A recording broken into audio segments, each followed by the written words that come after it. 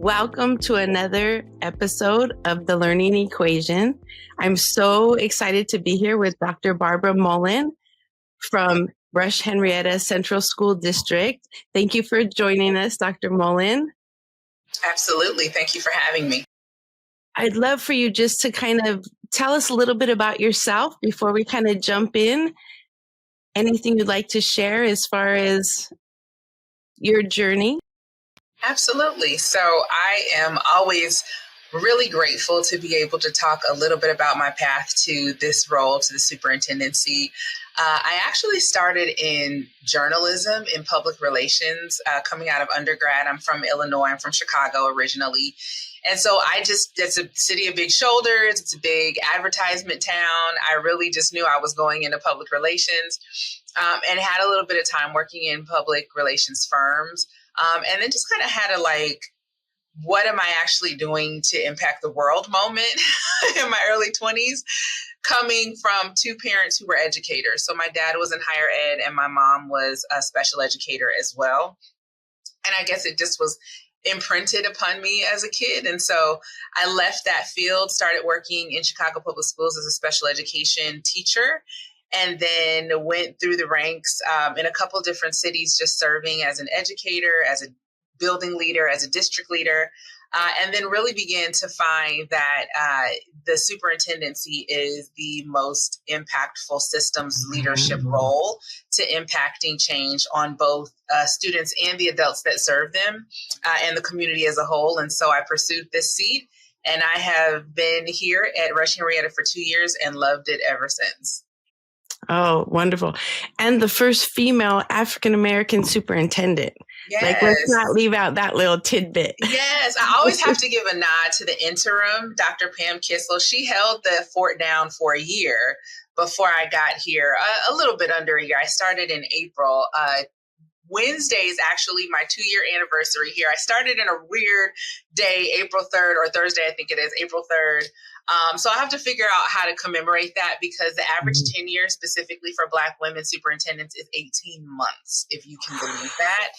And so I beat the odds so far. Right? But yes, I'm the first permanent woman superintendent in the 77-year history, first African-American woman in the history of the district. Oh, well, congratulations. And thank you for setting the stage for all those young girls looking up to say, if I can see it, I can be it, right? And beyond. I'm like, oh, baby, you're going to do so much more than what I'm doing. Just keep on going. I love it. I love it. Tell me a little bit about the Rush, Henrietta, the community itself. Tell me about, how many schools do you have? What does that look like?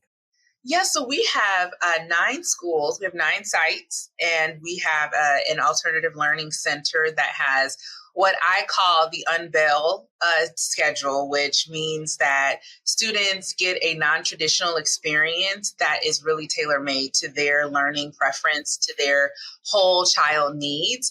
We'd love to be able to do that for every single child, but every single child doesn't need that particular makeup in that building. And so technically we have 10 learning sites. We also have a universal pre-K program where we run daycare, not daycare, but early childhood centers in one of the buildings we manage, and then 7 sites throughout the community.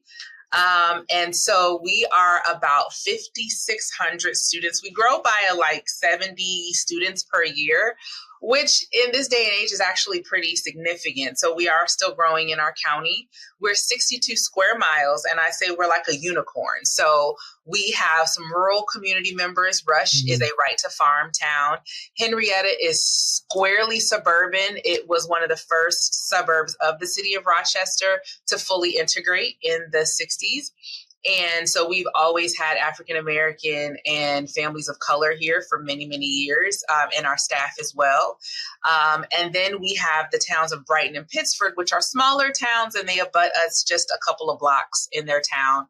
But that's what makes us the Central School District. So we have a little bit of all of that. And then we have the urban suburban program where we do reverse integration or busing where some students who are residents of Rochester have the opportunity to be bused to Rush-Henrietta schools and other surrounding suburbs to experience these particular school systems as well, which that has been since 1965. So we are truly a unicorn, and we don't just fit one box. We are 52% students of color, so we are a majority students of color district. We have about 49% students who have a low socioeconomic status or qualify for free and reduced lunch. And then we have over 52 languages spoken. We have families from all over the globe in our little town, a little district. And we have some really stellar students of all walks of life who are doing some amazing things. We have about 2,000 staff members. So I would say in the state of New York, we're a larger district, but we still probably represent the bottom half of the size districts in the country. Got it. With that description, I want to jump straight to the numbers because I did a little research and so impressed with your results. So in reading, elementary schools looking at 52% proficiency, middle school about 50%, and high school 90% proficient in reading. Mm-hmm. How in the world are you able to pull out numbers like that with the population you just described, very diverse, English learners, students with economic challenges, and I have goosebumps, 90% proficient in reading in high school? What would you attribute that to? I would first, I would love to tell you it was all me, but as I shared, I've been here 2 years. And I would say that my predecessors and honestly, the community. So there are a lot of supports in our community. One of the things I did not name, which I think is a highlight, is that we also have an adult continuing education program that we lead. And so we have an English as a second language or English language development program that allows for our participants who may be new arrivals, who may be refugee families coming from other countries, or just communities members coming straight to our age. It allows them to continue their education as well as have early childhood care. So we have a program called Even Start, which is not quite 0, but it's like 2 to 3 right before they come to UPK. And I was so impressed with that. We also have a food pantry within our district as well. And I named those 2 things because I think the more we talk about literacy and the more we talk about determinants of literacy in our country, in our community, we will find that it's not just the whole language versus phonics conversation or the science of reading conversation. There are so many determinants around literacy levels that include the literacy level of families, the literacy level of the communities, food and housing stability, and early access to learning communities for children that are predeterminants of literacy all the way up to 12th grade. And so I would love to say that we're doing the science of reading, and we are, but we're still kind of grappling with that, right? Mm-hmm. We're still having a conversation about the best practices, and we're still pushing ourselves to really say, is it okay that 46% of our students are still not proficient? Right? Is it okay that some of our students are still not meeting the mark, which it's not, but we really take a holistic approach to thinking about how we are looking at not just the whole child, but the whole experience, the whole tenure of a student and a family's experience in this district and in this community. So we have a lot of really good partnerships with our community. Some of our seniors, they leave and do story time at the library for kids that are still at home with their parents. So we start the literacy conversation very early and very holistically in our community. Our towns are partners in our literacy journey. And then when we talk about the technical work, it's that I had a coach in high school who would say, don't be satisfied, never be satisfied. And that's basically where we are. We have educators who are not satisfied with the numbers and the results. We're still looking at our intervention strategies. We're still looking at how we identify students, no matter how they come to us, around English language development, specialized services, or kids who just they don't get a label, they just need some support, which is a good number of kids, right? Not every kid's going to qualify for a title, but still need that support nonetheless. So I would say just a committed staff and a community that is relentless in the pursuit of making sure that every child has high literacy levels when they leave here. Oh, wonderful. What does it look like? Describe to me internally. You know, every school district has some kind of PLC or teachers meeting together, right? Discussing. What does that look like in your district? What kind of data are they looking at? How often do they meet? Describe that in a little bit of detail for me. So I'm really excited to dig into this because we actually started something a little new this year. We've had a bit of turnover in our English language arts director. And so just new leadership comes some shifts and things.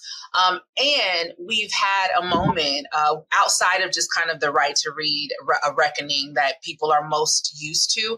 Our staff has really committed to systemic phonics, thinking about going through letters training, most of our staff. So we've had PLCs around particular technical skill sets and professional development. But when I came, we started two new things, and we're starting three.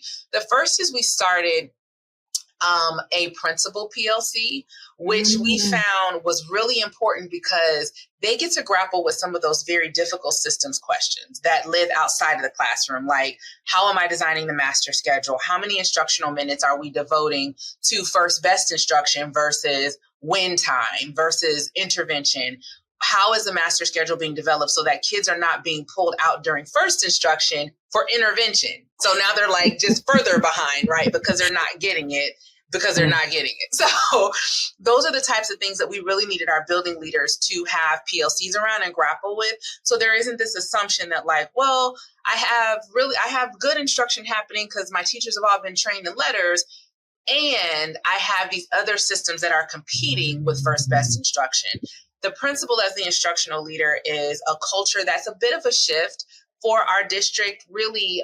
And I would say nationally, it's a conversation that's been happening 20 years, but it is something that if you're not, it's like hygiene. Like if you don't continue to bring it back to the forefront, all the other operational things will get in front of a principal's day, kind of running through the hallway with their walkie-talkie, responding to all the things somebody threw up in the hallway. Right? So that piece of looking at instruction, giving feedback to teachers, building a system that allows for you to do that is one way that we really saw an opportunity to not just keep the onus on teachers, but to leverage it throughout the system and see coherence. And then the other piece is we really were grappling with our teacher created materials, which we didn't have a published curriculum for ELA. And so we saw the results that we saw, but again, we weren't satisfied with it. And what we also saw was, aggregate data tells a story, but disaggregated data tells you the imperative. And so it would be one thing for us to say, well, we're above the state in all metrics, right? At this level and that level. And that's kind of a cheat code because the big five, your Rochester, Buffalo, Syracuse, Albany, DOE, their data pulls down the rest of the state, right? You're aggregating against millions of kids with my 500. So of course we're going to be above the state average, right? But when we separate our demographics and we look at our Black students, our students of color, our low socioeconomic, our ENL students, our new arrivals, sometimes our data is apples to apples with New York City. And I would say, we spend more money per pupil. Our kids have more access. There's less kids per class. Why does a kid who is low socioeconomic, Black with a disability have the same likelihood of reading proficiency as if they lived in the Bronx? So that makes me not satisfied.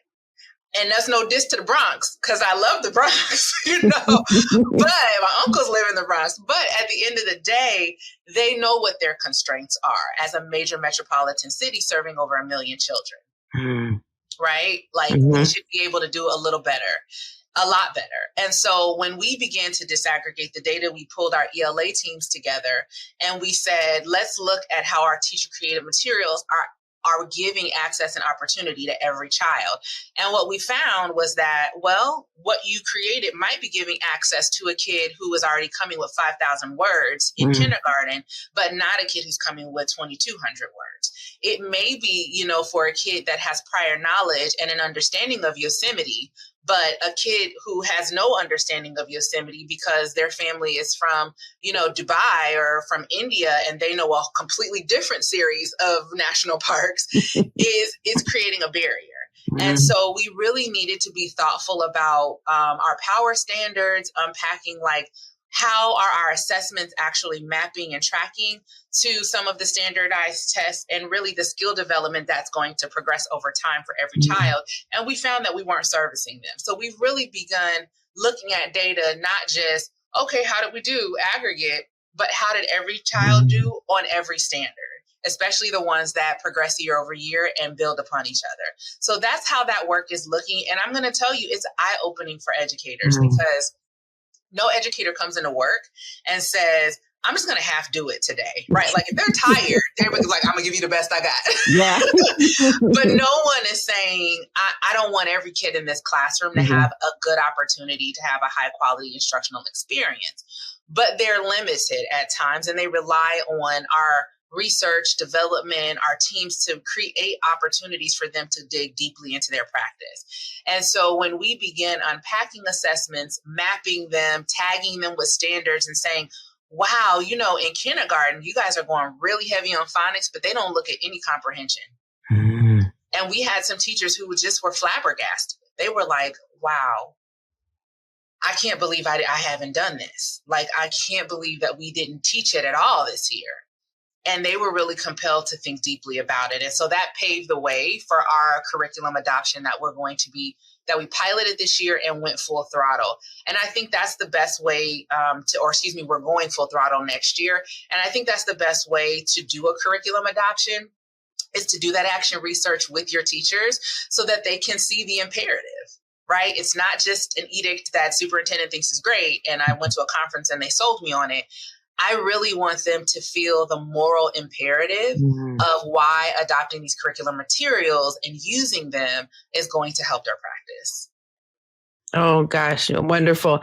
One thing I want to tap on that you stated that I see often in my travels in schools is instead of rather than on top of. So you described where a student's getting support, but they're leaving tier one. And all of a sudden you see 10 kids get up and you're like, where are they going? Oh, they're going for intervention in the middle of language arts core. They're leaving to go. So they're not getting on top of, they're getting instead of. And so the fact that, you noticed and said, wait, what's going on here? Because they're never going to accelerate if they're getting just instead of rather than on top of. Oh, wonderful. And it's really hard. And I'll just add this, no diss to teachers who do their best or interventionists or whomever, specialized services, but it's really hard to name and to grapple with those standards and to recoup them when the kids miss them. And then it's hard to begin saying, how are you using that time, right? We know that intervention doesn't even have to be more than 20 minutes some days, right? If it's targeted, intense, frequent, all of that. But if you're just like, I'm just going to do a little mini lesson, like what standards are we accomplishing in this intervention, right? So we really have to be super clear, and that's so hard to do. Definitely. If I was a new teacher, math was my subject area for my whole life. Math just makes my heart beat fast. And I showed up and said, Dr. Mullen, I want to come teach in your district. What does that look like? What kind of support? How do I know what I'm supposed to be teaching? How are you growing me as a brand new teacher that just rolled into your district? So we are very fortunate to have some ed development partners through University of Rochester, Geneseo, SUNY Geneseo, St. John Fisher. There's so many that are really, I think, leading the charge in educator development, which as you know, is kind of like a shrinking field. They're saying, oh, we're putting out less and less. So it really is a conversation of a 2x2 or a 2x4, right? Where you're running and you get a head start with your partner. So if you've ever watched track and field, you don't wait till your partner gets right to you to grab the baton. You start running with them. And so that's kind of how our partnerships are. We do everything we can to start running with those field placements. when they're student teaching, we try to give them every little bit of taste of like, is this your jam? Is this your jam? No, go in, you're flying. This is you. You're developing the lessons. You're aligned to the strategic plan. Even if you're only here for 5 weeks, you are knee deep in understanding the instructional vision of the district.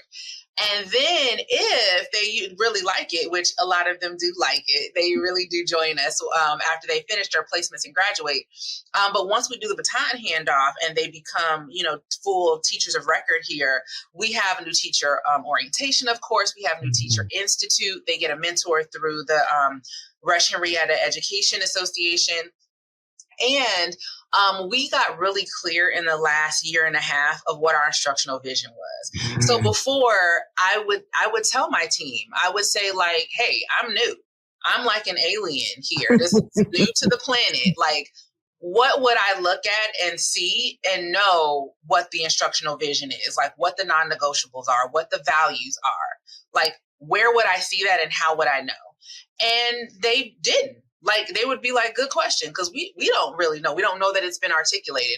We know that people get in small pods and say, like, this is good instruction, this is not. We use the Danielson rubric to, like, evaluate if it's there or not, but it's not a vision. And so we've adopted the GLEAM model from Unbound Ed. All of our teachers read, not all of them, but a good number of them read Justice Seekers by Lacey Robinson.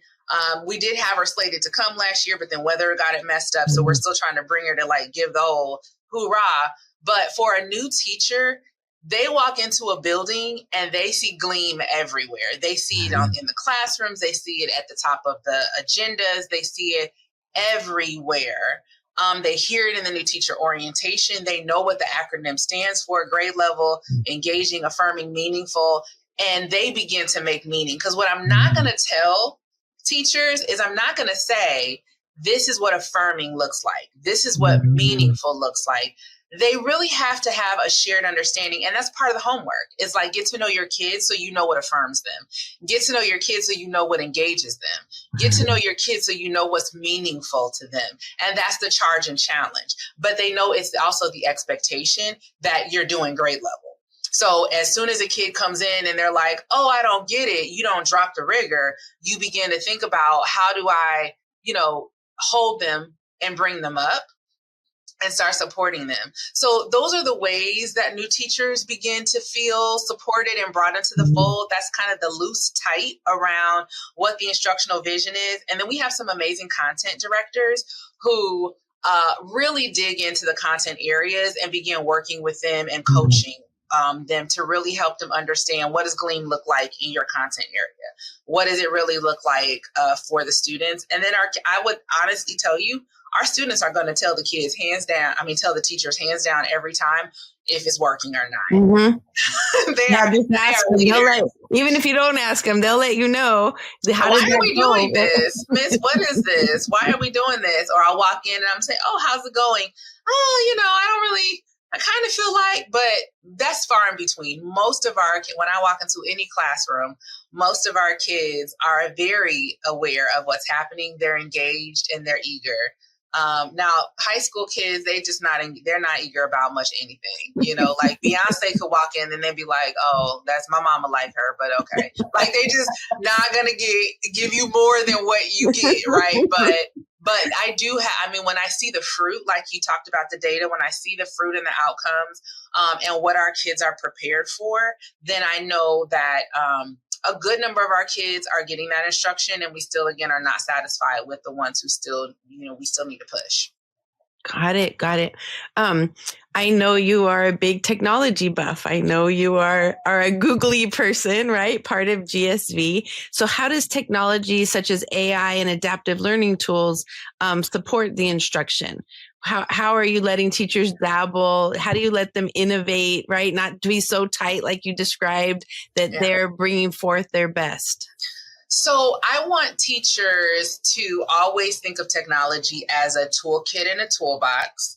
And I have the privilege of going to like ASU GSV and seeing hundreds of possibilities for it's overwhelming. And I'm just like, oh my gosh, there's so many great things. And so last year, what I did was we were in the middle of developing our strategic plan. And by April of last year, I had our goals all set out. And so I had little like postcards, which I'll probably take again this year, but I had little postcards that had our goals on them. And then it had a QR code on the back that scanned to the draft of our strategic plan. And so before I met with anybody, they were like, oh, do we have time for coffee? And I was like, well, here, look at this first. And then when we meet, I want you to tell me, like, how do you fit in this strategic plan? And it really was like, your first homework is, before you like blow up my inbox, is to really do some homework, right? Because it's got targets on here. It's got where we're going. And I think that was the first way that I put a little bit of guardrails, even for myself, right? Because it's so overwhelming and it's starstruck, right? Like we're moving forward with Lumi, who, you know, Colin Kaepernick is the owner of that. And like really telling your story with generative AI is like very, very powerful. But for me, it was personal because my children are both in this district. I have a 9th grader and a 4th grader, and my son was not a reader. He was a late reader. He could comprehend his butt off of anything, but, you know, just decoding was tough for him. He was a COVID pre-K kid. And so he missed a lot of those foundational skills. But when he learned to read, he could do it, and he would do it begrudgingly. But that boy goes to sleep with graphic novels around him, like in the bed. He just has them all over the place. And so he really loves creating stories too. So when this tool came to be, and, you know, I got connected with Colin and just began learning more about Lumi story, I saw my son in that tool. I saw my son and so many other boys who are like statistically checking out of reading, right? And who are performing a little lower than girls. And I saw this way to engage kids while we're adopting high quality instructional materials with writing and the mechanics, also being able to play with generative AI and begin using those tools, because everybody's afraid that they're going to just like use the GPT, right? Or the bots to write their stuff. And I'm like, well, maybe, but you should also know that this is not written by a kid. So those are some of the ways that like I began thinking and organizing a lot of these innovations. And then it also became less about our kids going to use it in this way, or our teachers scared of it, and more about how does it make us more human? How does it free teachers up with the planning and the, you know, standards mapping and alignment? Okay, so now you see that the assessments you're creating are not mapping and aligning. Like, how do you use generative AI to pull those out of, you know, the language models to be able to like map them onto the Danielson rubric to make sure that your practice is moving and we're getting kids what they need?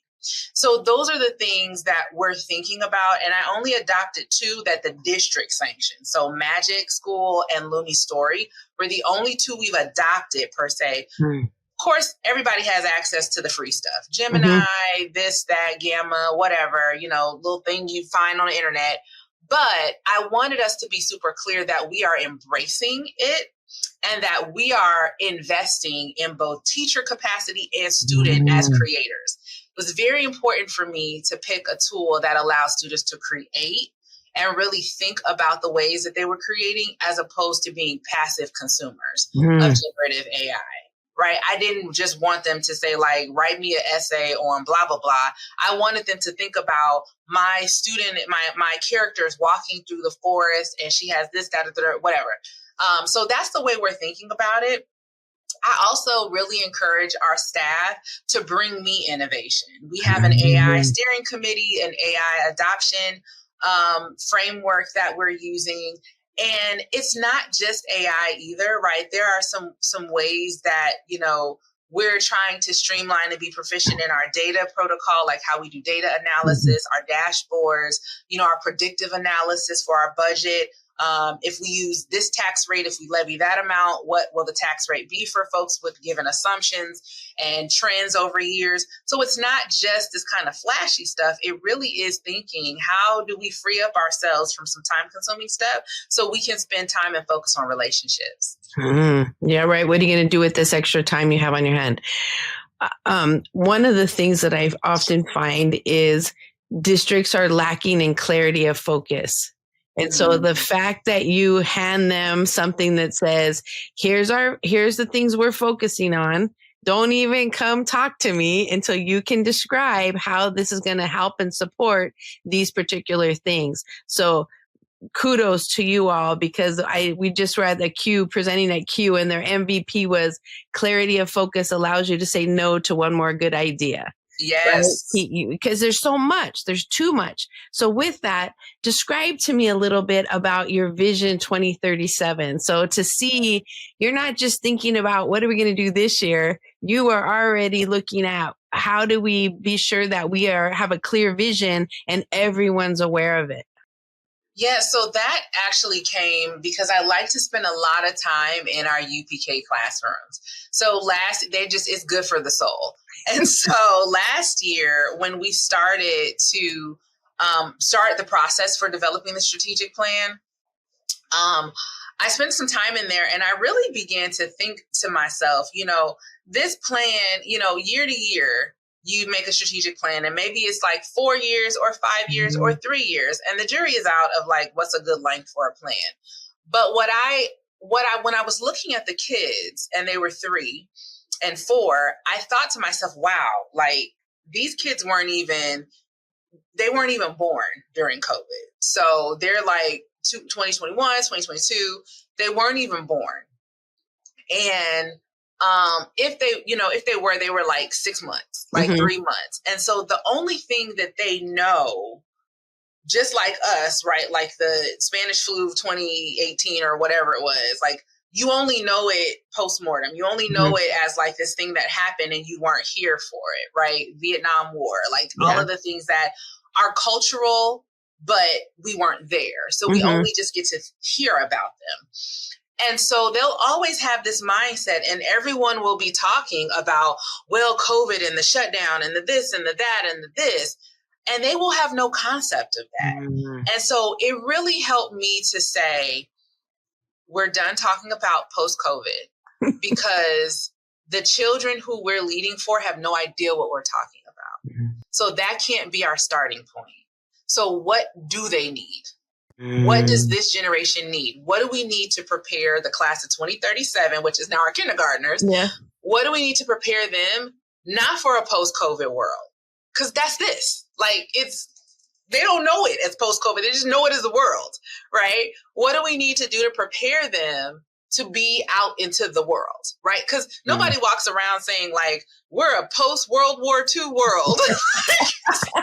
It's just the world we live in. No one's like, we're post 9/11. Like they don't say that anymore. We did have a moment where we still felt it and we commemorate it. We commemorate Pearl Harbor. We commemorate the Holocaust. We commemorate a lot of cultural phenomenons, both, good and horrendous in our global culture.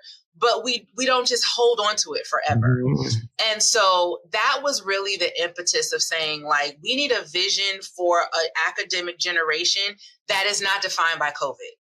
Like, we just need to get over it and not get over the impact that it had. But we need to stop leading from a place of trauma, which is why I talk a lot about healing-centered leadership. A lot of my stuff is about that now. That's a book that I'm writing and it's coming out. But the framework is there. And it's about, like, our kids are always going to deal with something. And if you lead from their trauma, from your own and from theirs, you will never know what you're capable of. And so that Vision 2037, the group had to be focused so that we could be clear that we weren't talking about ourselves either. Because a lot of times strategic plans are still adult-centered. And I wanted to be clear that Vision 37 is not an arbitrary, it's not even 4 years from now. Our plan is 4 years, but it's not even 4 years from now. It was like 13 years, right, at the time. And it's for a group. It's for a generation of kids whose lives will be very different, for good or worse or bad, wherever you fall on the political continuum, whatever you feel in the moment. Like, you can't say that Barbara didn't call it. Like, I called it. I said, let me tell you, class of 2037 is going to graduate from a world that we won't even recognize. And I didn't know it was going to be so quick, but good or bad, however it all shakes out, we're talking about multiple administrations. We're talking about multiple, industries changing the education field. We're talking about, a lot of different economic twists and turns. So it's not just enough to say we need to anchor ourselves. What at Rush-Henrietta, we're the Royal Commons, but like our symbol is a lighthouse. And what we want people to know is that Vision 2037 is not about looking ahead per se, but it's like encouraging our children to go out and explore and know that you have the skills here to anchor you and to have you return back to your core values around the things that we've named. And that actually helps us, because if a partner can't get us closer to that vision, can't align with those things, then we can't invest in you. Yeah, we can't be distracted, right? Words matter. I am a firm believer of the words we use matter. So I just love that you have said, like, let's stop saying that. Let's stop saying post-COVID. We don't say we're, post-Vietnam War. Like, let's just start from today. Could you imagine that? Right? Can you imagine if everyone, spoke? And you can see how detrimental it is to kids, especially when they're not aware. Like, you're bringing to them your experience, and they don't know anything about that. And so I love that you have, kind of put a pin in the sand to say, going forward, let's use different words. Let's think of this a little differently. What would you say is the thing you're most proud of? Like, you've been there 2 years. What's the thing that you're like, gosh, this was really the thing that I got going, and I'm really proud that this is still moving forward? So I would say I'm going to have two, like the technical and adaptive.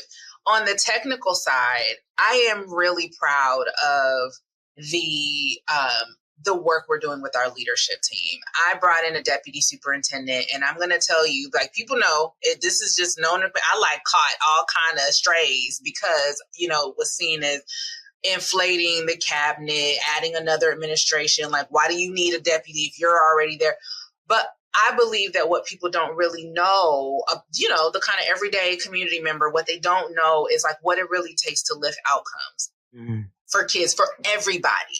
Because we are a great school district. We do outperform the state. We do all these other things, but not every kid is there.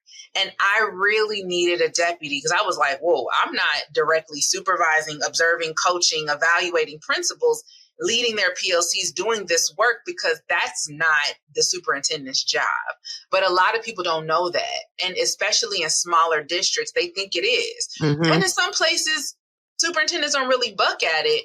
But I still to this day am very proud to have the foresight to bring that position in. Because now when I look at my peers in the county, they're starting to bring in a executive leader that is just responsible for instruction and the supervision of principals.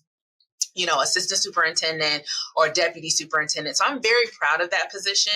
And I'm proud of the work that she has achieved in bringing our principals, and the work that the principals have achieved. And like, they're just cognitive flexibility and being able to say, because some of them are senior, have been able to say, I'm not finished yet. Like, I'm not done. Like, I still have room to grow, and I could be thinking about things differently, which is very powerful testament to how much our building leaders love our children and love the teams that they support. So that I'm very proud of that. I think the other thing I'm very proud of adaptively is there were some things that were harmed in this district. And I'm not, saying anything that people don't already know. You can go to any district, any organization, and there is organizational harm, right? There's professional harm there. And one of the things I'm proud of is just the ability to really notice that harm, to be curious about it, and to help heal it, to create the spaces where adults want to come to work, where they feel safe in saying, Dr. Mullen, I don't agree with you. And not everybody feels that. Like, I'm aware of my positionality and that some people still are not there yet, but that we're moving on that pathway. Because I believe if you cannot be honest with adults, then you lie to children. And I don't want a whole culture of people just like playing niceties to where we can't give critical feedback. Things hurt teachers, or they hurt, staff members, and people are not comfortable speaking up, saying like, this is not working for me. I had a really great conversation with some labor partners and teachers yesterday about just things that weren't working in their buildings. And I was so grateful that they felt okay saying it to me. And they were so grateful to have the space. And we're just in deep gratitude to each other because now we see what we need to do, as opposed to it just being a pain point. And then I'm losing teachers and I'm wondering why they're turning over and kids are not feeling safe and supported. And so on and so forth. And I'm really proud of that because that hadn't always been the culture here. Mm-hmm. And to me, that is something that we don't talk enough about. As superintendents, we don't talk enough about harm and healing and those things that feel not as like technical and leadership, but that's the heart of the work. That's it. And so I'm proud of those two things. And I feel like, I could cash my check today. Like, because it's a lift, it's a lot of work, but I feel like, if we can keep moving in those directions, then we're doing a good job. Well, the fact that someone is just overseeing teaching and learning, right? And I'm with you. As a superintendent, you're at the 30,000 foot view, trying to make sure that systems, processes, procedures are in place and troubleshooting. You need someone that just is boots on the ground, 100% focused on just teaching and learning and supporting them. So kudos to you for, regardless of the push, because the things you keep an eye on, the things you really invest in are the things that grow. And if we want our kids to grow, we need someone that's just totally dedicated to teaching and learning and keeping that moving forward. How do you engage parents in these academic initiatives? How do you make sure that they're on board? Because, sometimes parents can put a Heisman or a Holt on some of the things you're trying to do. How do you bring the community along and make sure they're part of this process? So that's actually a really good point because we built the strategic plan with the community. Like I actually was on the other side of this for some time when I took some time away from the district to like help communities do their strategic plan and think about like Equity Center strategic plan and all these other different things. And occasionally, like a superintendent or a building leader would say, "Oh, I'm going to have like one or two parents and have like one like teacher on it." And they would like bring this group together and then we'd facilitate like 2 or 3 sessions and come up with some like word soup. And then boom, put some pictures on it as the documents, the strategic plan. And nobody could tell you anything about it. Nobody could say like, "Hey, this is where we're going towards." But I really am super proud about the way I engaged families and we engaged families through the strategic planning process. We started with kids. We started with student voice. They did our mission, vision, values. They put it together. We didn't wordsmith it to death. We just said, this is what you think it is. This is what we need to be working towards. This is what we're doing. We brought folks in to facilitate the students and the youth, and then the board adopted and approved it. So mission, vision, values, everything are completely created by our youth. Because, adults, we were like, well, what about this word? Well, what about that? And it'd be 5 weeks before we finish it. And so then we brought in our other partners to do like this massive kind of feedback loop of this huge survey that went out to all families and town members and community members. And then we brought in smaller focus groups like parents, industry partners, people in the community that just wanted to volunteer, teachers, students. So we got more information from folks in these smaller groups of like 10 to 12 people.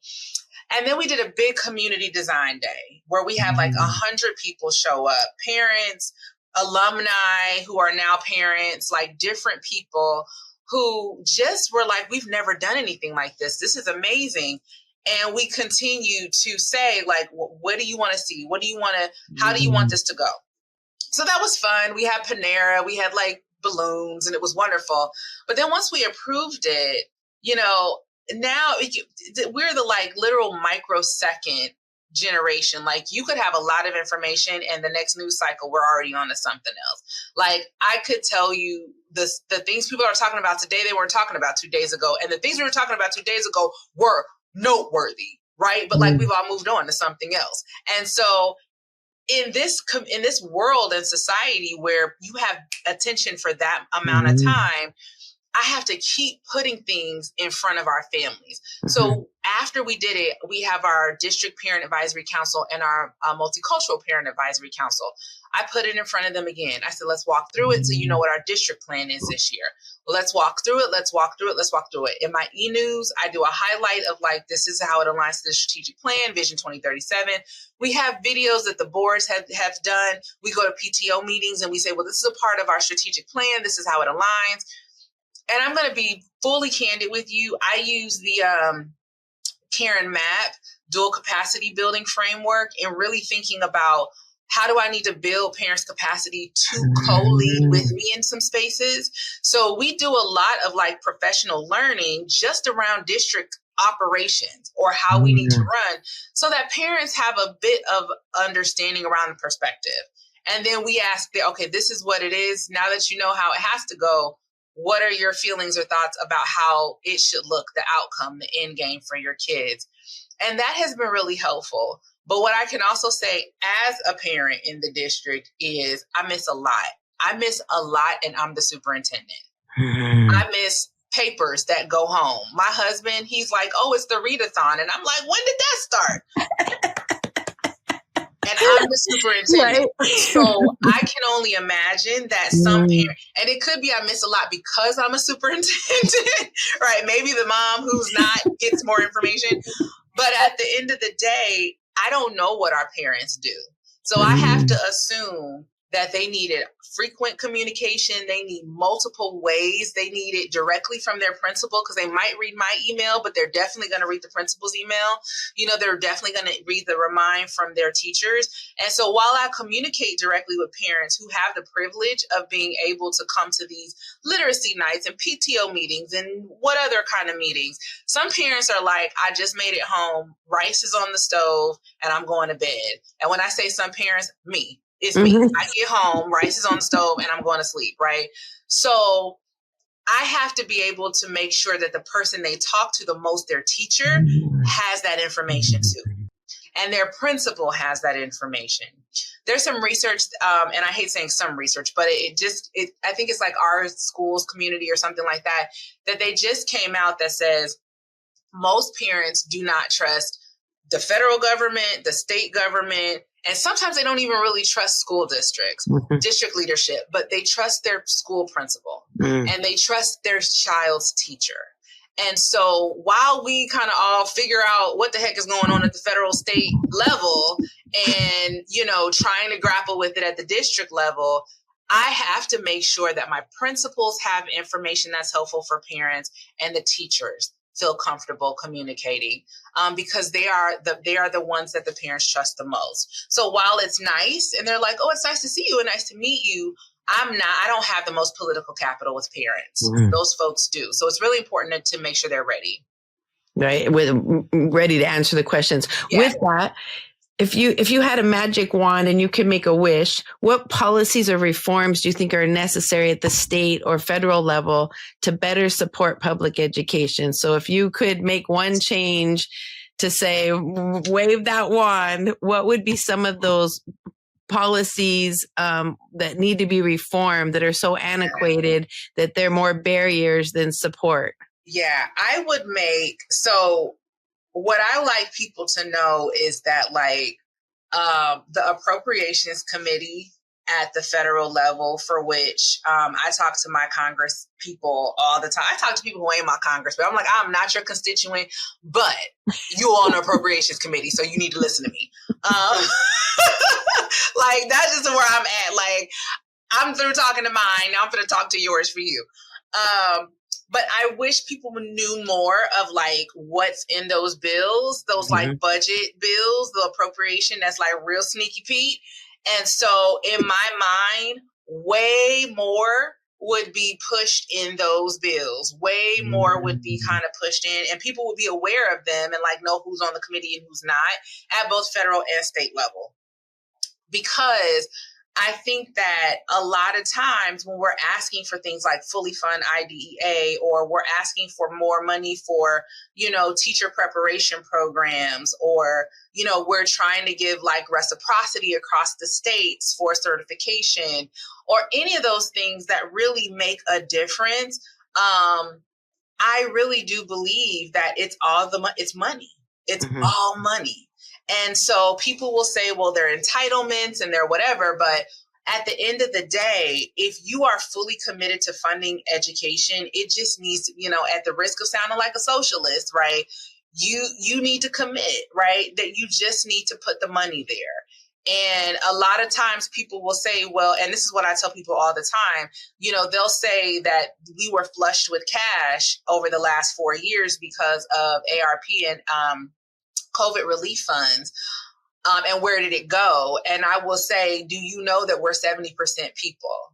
Our budgets are people. And so at the same time that we were giving stipends for this and begging people to come to the classroom for that, gas was $3.89. The housing market has gone off the rails, right? So again, at the risk of sounding like every other public servant, like career public servant, not necessarily an elected official, we don't exist in a silo, right? So I talked about at the very beginning, we educate children as a part of an ecosystem. Parents need to be able to have a livable wage. Benefits need to be able to, parents need to be able to take their kids. We require vaccinations. Who's going to be able to do that if kids don't have insurance, if they can't get in to see a provider, right? Like you can't come to school if you got a flu, right? So if you have the flu. So we are a wraparound approach. We are not by ourselves. And so I think industry really needs to take a much more concerted approach to saying, well, we will do this if you do that. So you want tax breaks, loopholes, all these other things, then you need to run us our money and you need to put it in the appropriations for some of these budgetary considerations that are going through whatever branch of government you want to look at and talk to. And I think that a lot of superintendents or district leaders, et cetera, they don't know how to talk that conversation. They really don't know what to advocate for or how to have those conversations with elected officials. But if I had a wand, the Budget Appropriations Committee would look very differently, and the conversations of the things that they put for schools would be very different in there. Oh, definitely. Even down to, ADA, and the only way you get paid is if children come. They aren't coming. We don't want them coming to school sick anymore. I raised 5 kids and, they had to go because I had to go to work. And then I'd say, if you can't make it through the day, call daddy. But now if they have the sniffles, we're not sending them. And now the schools aren't getting any funding based. They didn't come for 2 weeks. That's right. They've got, the flu or whatever it might be. What advice would you have for other district leaders in implementing this future-focused education model? You've really put a vision together for 2037. When I saw that, I was like, oh my gosh, right? We're not just thinking this year or 4 years from now. We're thinking, what advice would you have for new district leaders of, how can they rethink instead of just in such small increments? How do you help them have vision for so far out? So I'm going to start with a very existential frame, and then I'm going to make it super clear and concrete. We're dealing with a generation, and I say this in terms of human development, right? The theory is that the more complexity that you encounter, the more rapidly you develop. Right. And that's not necessarily trauma. It's just grappling with complexity. You got to feel some success, right? To be confident in it all the time. I say that to say that the students that we have now who are either about to go to college or they're right there with us, right? Aside from your third graders, okay? Because your third graders were here. They were 3 years old during the pandemic and all these other things. But everybody else cognitively experienced it. And so that's one, right? In their mind, they're that's one kind of global, whoa, phenomenon. No matter where you fall on the political continuum, this particular administration is complex. And kids, even if they have nothing to do with it, they have no voice, which I actually feel really bad for them. This is one election where I'm dang, I'm sorry, you did not have a voice in this, right? Because it's taking up so much oxygen for them. It's not like the days where, maybe your mom and dad and their friends were kind of talking about it. And it was oh, my mom, and oh, maybe I know the candidates. But it is taking up so much right? Their algorithms are being bombarded by so much that they didn't have a choice, right? And it doesn't matter what they wanted. If they want a current administration or somebody else, they didn't have a voice in it. And it takes up so much of their time. So it inevitably will develop and mold their brains around problem solving and how they see the world. And then as a result of this administration, our world will be changed. Like we in an exponential way. So we can't, it's again, not partisan, it's just the truth. And so what I want administrators to understand is you have a different learner because of the rate and pace of complexity and change that they've had to experience. You have a completely different learner, and you can't predict what is going to happen. So you can't prepare for all of these different scenarios. Well, what if it's another pandemic? Well, what if we do have the Department of Ed, or we don't have the Department of Ed? Or what if we can say this word, we can't say that word? Stop it. Stop trying to predict what's coming next, and understand that you need to prepare kids who are nimble, who are able to think pluralistically, because that's the gap, right? The gap is that they're very polarized. Like adults have become very polarized, but there is this need for a educated populace who can think pluralistically. And so you need to understand what is the key knowledge and dispositions and skills that the next generation needs. One, to protect the democracy, not just like move the workforce forward, right? Because anybody can push a button and cash a check, but to protect democracy. And because we've all agreed by social contract that we like democracy. Like we've all said it, nobody is left. If you're here, you agree to the social contract. So you want to protect it, and that they're more capable of helping you lead than you think. So last year, our budget failed. We're like one of 700 school districts in the state outside of Big Five that the community votes for the budget every single year. It's like kind of a democratic process. Most people don't come out and vote for it, but it's still required. For some reason, and that's a whole other podcast, ours failed by 15 votes. But what I noticed was it was a lot of conversation and a lot of stuff, and kids were not a part of it. And so this year, I said, you know what? My business students are coming with me on the road. And so I have 7 youth leaders who are going to be at every budget forum between now and May 1st, talking about the impact of the budget on their experience. And they are going to break down the tax implications. And I dare anybody to sit up there and yell at my kids in front of me. And so, because they elevate the integrity of the conversation when children are around. And so that would be my charge, is that you have to know that this next generation is more capable of solving your current problems than you think they are. So give them a chance. And then 2, you're not building kids for whatever life we have. You're building them to be able to respond to whatever the future holds, which we just can't know at this point. Oh, beautiful, beautiful. So as we kind of come to an end here, is there anything that I didn't think to ask that you're like, oh, I would love to share? Is there anything in particular that you would love to share about that I didn't think to ask you? I would say normally, like, no, it's good. It's a wrap. I kind of dropped mic, I guess, if you will. But I still just want to like really help people understand. I go back to this healing space because I feel like it's super important. That we hold space for ourselves, right? And that for each other, and that you're really thinking about what it looks like for your organization to heal. In a previous role, I was a part of a state takeover for a school district, and I came in as a turnaround leader and all these other things. And I noticed very quickly that the community didn't believe it was broken. And so what was I doing, coming in, telling you I'm here to fix you, when the community didn't believe it was broken?